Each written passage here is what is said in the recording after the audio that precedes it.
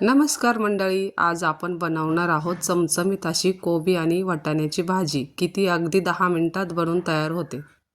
चला तर मग यासाठी लागणार आहे आपल्याला मध्यम आकाराचा बारीक चिरलेला कोबी. हा कोबी मी बारीक चिरून मीठ लावून 2 पाण्याने स्वच्छ धुवून घेतला आहे. थोडेसे वाटाणे आणि एक बारीक आकाराचा टोमॅटो बारीक चिरून घेतला आहे.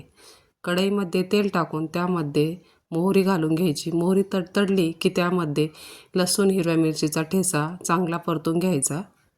आता यात घालायचा आहे बारीक चिरलेला टोमॅटो. टोमॅटोही छान परतून सॉफ्ट होऊन द्यायचा. आता यात घालायचा आहे अर्धी वाटी हिरवागार असा वाटाणा. तोही परतून घ्यायचा आहे. वाटाणा आणि टोमॅटो चांगला परतून झाला की त्यात घालायची थोडीशी हळद, अर्धा चमचा मीठ. आता त्यात लगेच घालून घ्यायचा आहे बारीक चिरलेला कोबी. कोबी हा चिरल्यानंतर चांगला धुवून निथरून घेतला आहे. त्यामध्ये अजिबातही पाणी शिल्लक राहिलेलं नाही. ही कोबीची भाजी तुम्ही ह्या प्रकारे बनवली ना, खूप छान लागते आणि मुलेही आवडीने खातात. कोबी आता छान परतला गेला आहे. त्यावर 10 मिनिटे झाकण ठेवून छान परतून घ्यायचं आहे.